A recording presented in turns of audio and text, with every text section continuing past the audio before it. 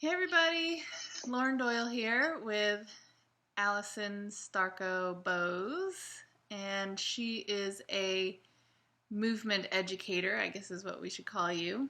And your background is in ballet and Pilates, and then most recently Franklin method, although recently has been several years now. And we started working together basically because I was having a lot of issues from several injuries that I had in relation to my riding. And you've been able to help me quite a bit. And of course, I got out of some of the practice of it, and then we are revisiting that again. And I just noticed a huge shift and change in a lot of things that were happening with my body and seat, and realized I wasn't doing enough of the Alsyen stuff. So I thought it was a great opportunity to, while I was revisiting that, to record them all and share them with you so that you too could go and have the same experience with her. So from there, let's have you introduce yourself and just kind of talk about what it is that you do, and we'll go from there. Okay. So, yes, exactly. I'm a movement educator, and my background is I was a dancer, a trained dancer for 20-some odd years, and my body was in a lot of pain, and decided to pursue teacher training and started teaching that. And through Pilates, I found Franklin method, which is what I primarily teach now. So Franklin method is really strongly based on anatomy, the biomechanical movement, science of the body, what the body is meant to function as, but it also incorporates imagery or visualization, so how you can use your mind to connect to your body in a really science-based way. So I work with people who sought out a lot of experts, a lot of people to try to fix them. They're going to their chiropractor, they're going to their massage therapist, they're going to see all of these people to try to fix them. And it becomes a cycle of going back. And what I try to teach my clients is learn your body, learn how it moves, embody it, actually repattern it, so you don't have to do these little Band-Aid fixes anymore. It just, things change on their own within you. Yeah, so one of the biggest things I noticed was, not only did I notice it in myself, but I started to pay closer attention to the things that were happening with the horses. And I realized how much this stuff actually helps them as well. So I found one of the great things about this is that not only do you learn things to help your own body, but you'll recognize some new things that you'll start to notice within your horses. So it's not just you learning about yourself, you actually will more deeply learn about them, because everything with them is how it feels through the body. So you'll be much more tuned into the little clues that they give you about what's going on with their bodies based on what you learn here in this course with you. Exactly. You're learning functional anatomy, the same movements, same principles of the nervous system, of movement, of the body. It doesn't matter if you're a human or an animal, it's similar principles apply. So tell me how exactly it works. I mean, how is this any different than any other workout program or whatever there is for riders? There's Pilates programs for riders, there's yoga programs for riders. How is this different? Like, I know you incorporate a lot of the imagery into the movement, which increases proprioception, but so what? How does that work? Mm-hmm. So it's your focus. You're not doing a mindless movement. You're focusing on your body. So you're building awareness, connection in through your brain to body and body back to brain. So you're really, really training that. But you're also learning the science of your body. So in other things out there, whether it be Pilates or yoga or stuff, they're based on certain principles, but depending on the training or depending on the certain program, it might not be actually functional or properly anatomical. It could be going against the function of your body. So, for example, in my Pilates teacher training or Pilates training, I was told that to have a strong core, you need to hold your core and you need to hold your belly button in through your spine and keep tensing your core, essentially, which actually functionally does not make for a strong core. Holding and tensing doesn't make you any stronger. It actually has to do with your nervous system and how you can coordinate strength in each moment. So if you want a stronger core, you actually should learn about the muscles in your core, how they move, how they engage at each proper time based on your position, based on what's going on underneath you. Let's say you're riding, what's going underneath you. Your body needs to be able to adjust rather than just kind of hold, right? So that was something that I learned that was not functionally true.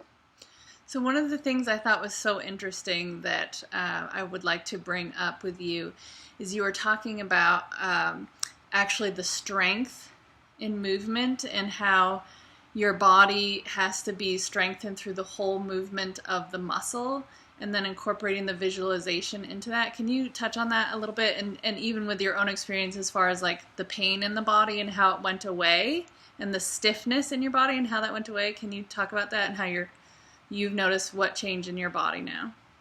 Yeah, so through my dance training, it was and even my Pilates training was a very strict type of training where you do things a certain way. Your body must be in this position.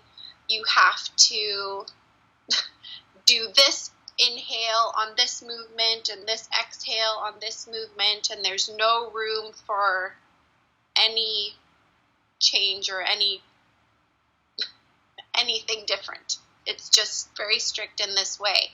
So that actually patterned a lot of tension into my body.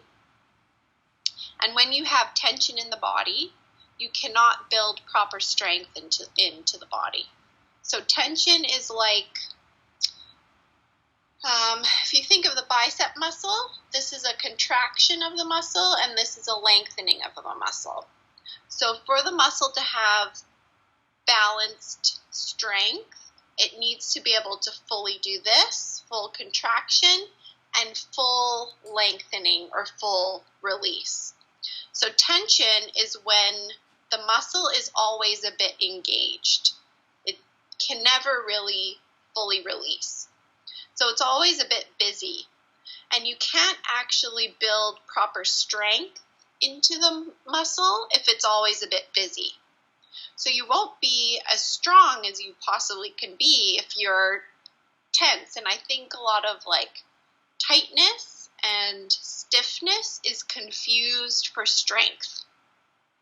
But it's actually not proper strength. So since learning this new way of really this is how the body is meant to move, this is what each muscle does, this is the biomechanics of all of the joints,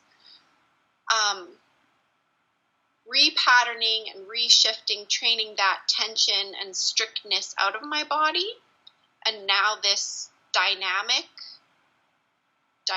movement, proper movement, true movement. The body knows it knows when something is right for it. I'm so much stronger than I had ever been my whole life. You know, as I'm getting older, I'm getting stronger. It's crazy. Stronger than I ever was. And revisiting some of the movements and some of the stuff that I used to do, I am way stronger now. I can actually lower my legs further. I can have more flexibility. It's really crazy. It's amazing. So I've really gained strength, more strength than I ever had doing the old way.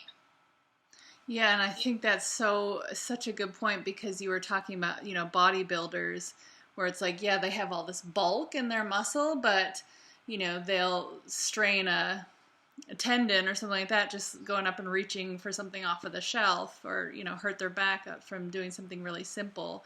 And it's because they've got like muscle bulk, but there's no true flexibility and strength in the muscles. And I see the very same thing in horses. So working with horses that have been trained through tension versus horses that have been allowed to kind of be like a spring within their musculature of like releasing it and then bringing it together and releasing it.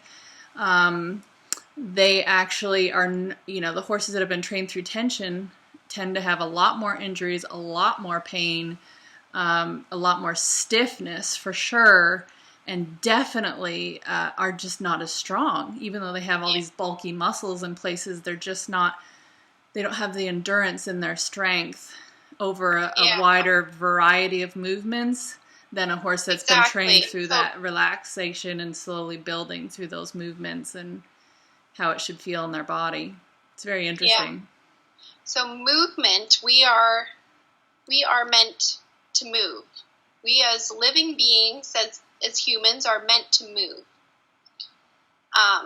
So depending on the position of your body, there's going to be certain muscles that are needing to engage, certain muscles that are needing to release based on that position. But guess what? That position is going to change in an instant. So now a whole new set of muscles need to engage, and a whole new set of muscles need to release, and then that changes in an instant, and that changes, and that changes. So your body really needs to be dynamic in its stability,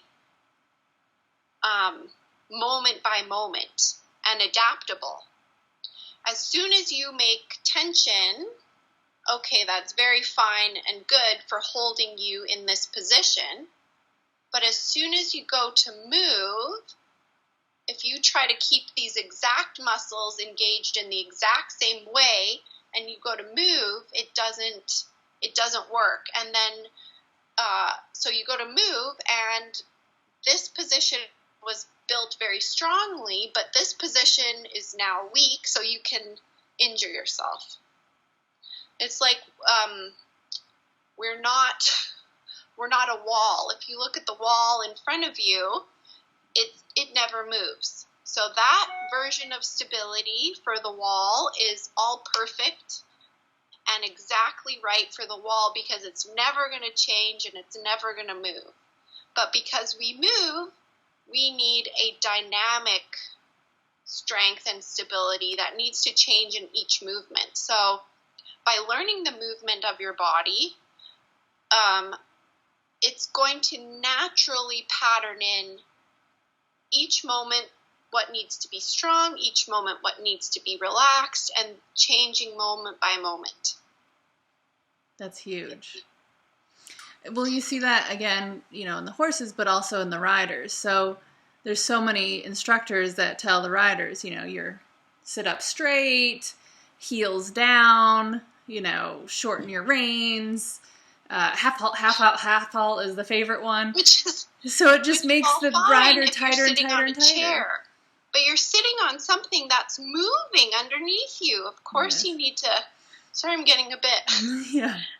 But it's moving underneath you. You need to be able to dynamically adjust.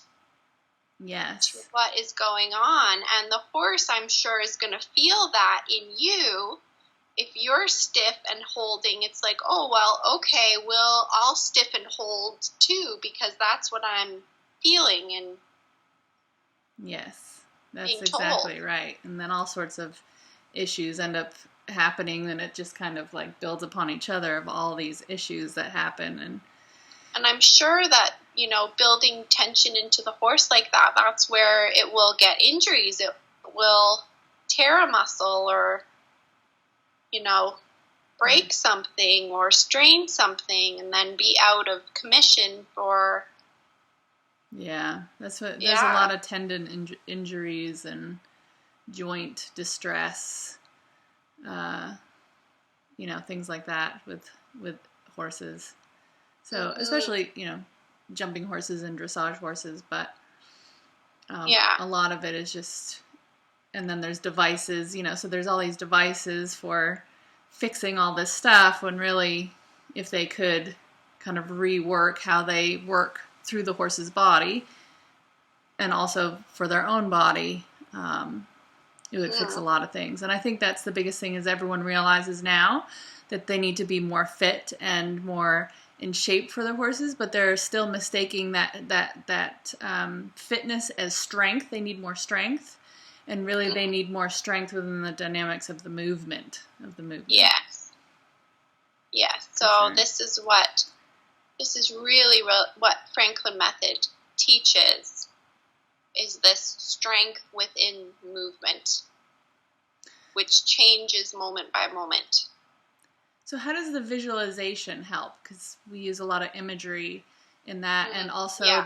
the tuning in. So you have the tuning in period of time in the beginning and after each movement. Explain all of that. Yeah.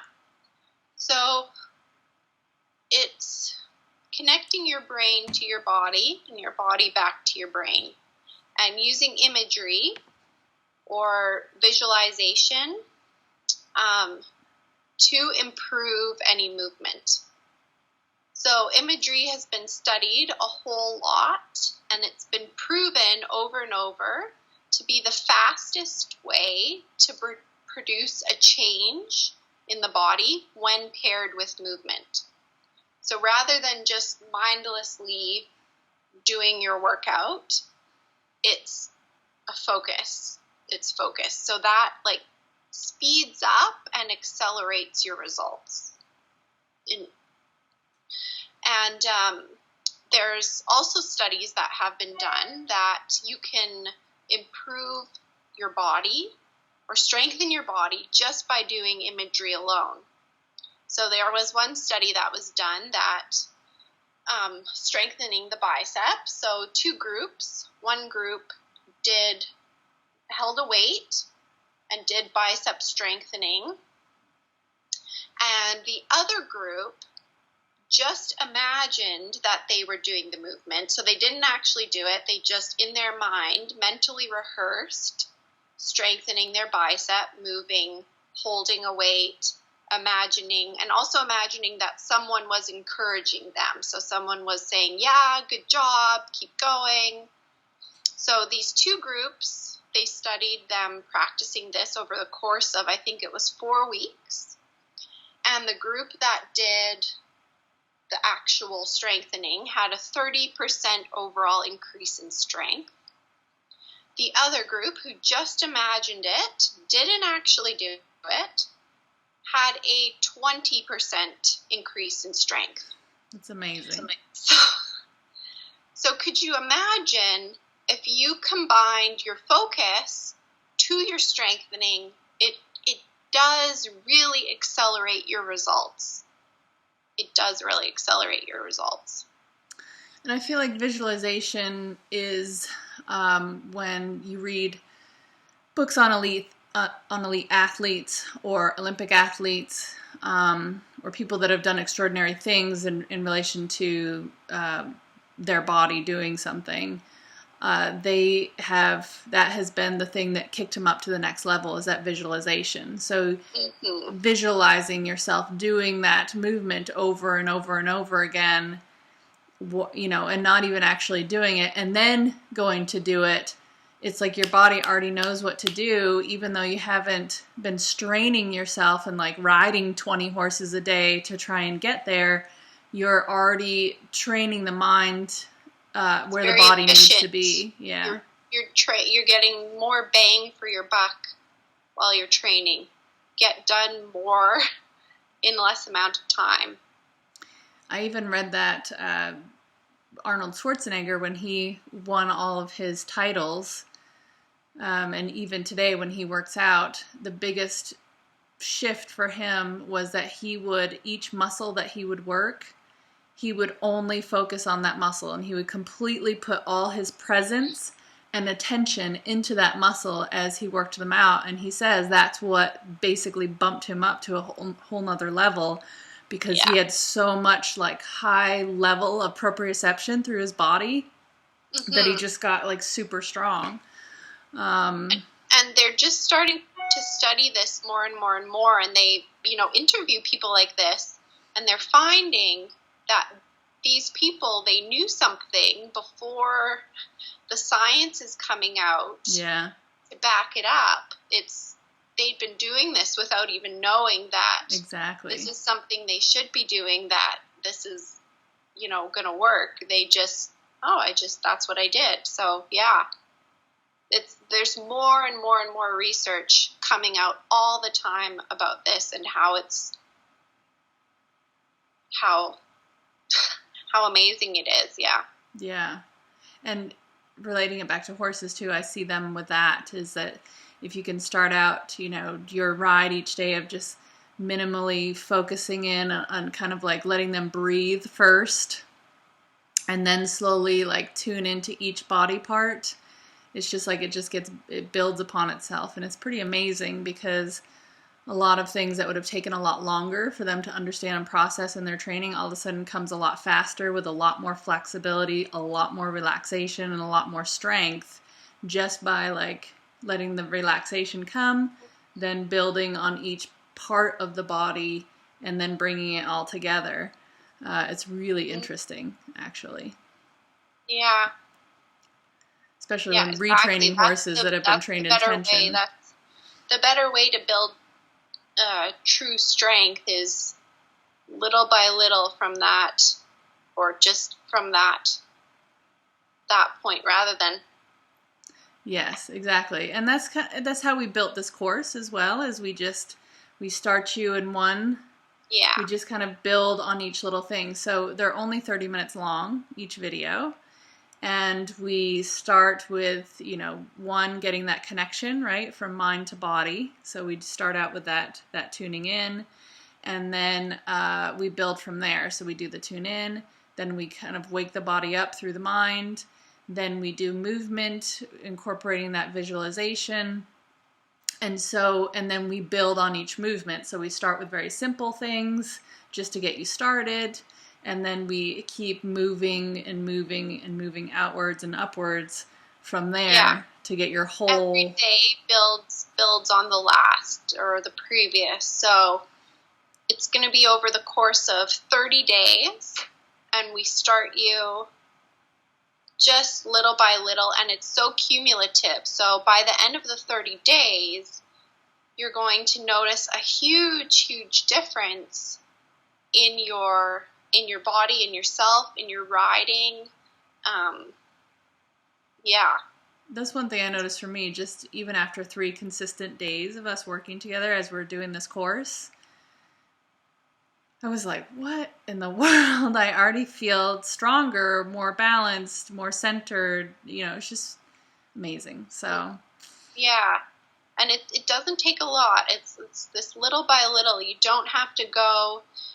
It's actually better to do it this way, rather than doing an hour session once a week or twice a week. You can do little by little every day. That's really, really where the change will happen, and then taking what you've learned in that day to your riding. Exactly. And we're not here to like replace some workout program. I mean, you can keep doing what you're doing, but it's like these techniques will help bump it up to another level. So Yes. not only is this going to bump your riding up to another level, even if you don't have time to ride, which I feel like is a lot of people's issue today, is that not everyone is a professional rider that gets to ride 16 horses in a day because they've got someone handing one after the other. You know, most people are lucky if they get to ride one horse a day, or maybe 3 times a week, or even once a week. But, you know, the issue I think people have is that, you know, they don't get to ride every day because they don't always have the time because they're busy and they're working and what all.